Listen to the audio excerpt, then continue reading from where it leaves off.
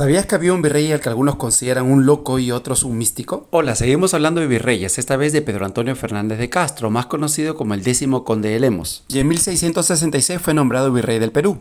El día que llegó a Lima hubo una gran celebración, estas adornaron con barras de plata parte de las calles por donde iba a ser su entrada. El nuevo virrey fue una persona muy culta, y en el séquito que lo acompañaba estaba ni más ni menos que Tomás de Torrejón y Velasco, gran músico que compuso en Lima la primera ópera interpretada en América. Al conde de Lemos no le faltaron problemas en el Perú, tuvo que enfrentar la rebelión de los hermanos Salcedo en la Icacota Puno, el cual reprimió de una manera bastante severa. Sentenció a los hermanos Salcedo, embargó sus bienes y destruyó la ciudad. Más de 3.000 hogares fueron incendiados, el terreno de la ciudad fue destruido con sal y más de 100 personas fueron ejecutadas. Y se trasladó la ciudad hacia lo que ahora es Puno. Y en esa ciudad se encuentra el balcón del conde de Lemos, pues según la tradición el virrey estuvo allí. Cuando el conde de Lemos se fue a Puno a sofocar la revolución, dejó en el poder a su esposa, Ana de Borja, conocida como la primera virreina del Perú y quien fue sobrina nieta de Francisco de Borja y Aragón, ex virrey del Perú. Durante los 5 meses que duró su mandato tuvo que enfrentarse a diferentes amenazas, como la del pirata Morgan, que saqueó Portobelo en Panamá y que también amenazó el Callao. Según Jorge Basadre, Ana de Borja no tenía ninguna ambición de poder y fue prácticamente arrastrada al escenario público. De hecho, estaba embarazada y un mes después de asumir el poder dio a luz a su hijo Salvador Francisco. La gobernadora, pues ese fue su puesto y no el de virreina, fue felicitada por el rey Carlos II por su buen desempeño. Aunque el virrey conde de Lemos reconoció posteriormente que el buen desempeño de ese gobierno se debió a su asesor Álvaro de Ibarra.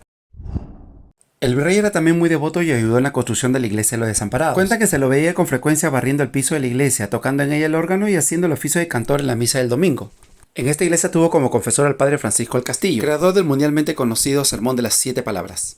Durante su gobierno se dio la orden de borrar la imagen del Cristo de Pachacamilla, que luego se convertiría en el Señor de los Milagros. Cuando se quiso ejecutar la orden siempre pasaba algo milagroso que evitaba que la imagen fuera borrada. El virrey se enteró del suceso y permitió el culto a la imagen. Y auspició la construcción de la ermita donde se empezó a venerar al Cristo de los Milagros, del cual se convirtió en devoto. Y esto se daba en una época de intensa religiosidad que se vivía en Lima, debido a la canonización de Santa Rosa de Lima celebrada en 1671.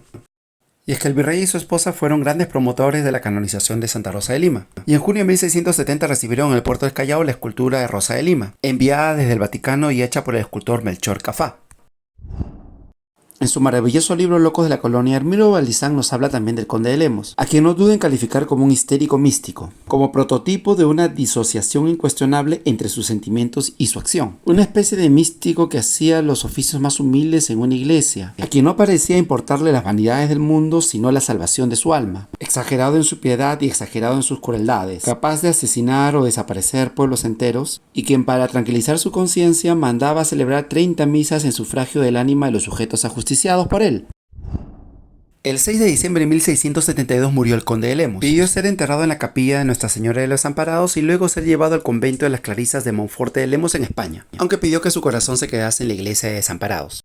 Lamentablemente la iglesia fue destruida para construir los jardines posteriores de Palacio de Gobierno. Actualmente este lugar se ve así. Aquí estuvo la iglesia y ahora están los jardines, y este es el nuevo Palacio de Gobierno construido en 1939. Afortunadamente, antes de la destrucción de la iglesia de Desamparados, el corazón del conde se trasladó a la iglesia de San Pedro, perteneciente a la orden jesuita con la que el virrey tuvo muy buena relación. ¿Y tú conocías la historia de este personaje? Contáctame si deseas conocer la ciudad en Entretenidos Tours. Y sígueme para saber más sobre el arte e historia de Lima. Nos vemos.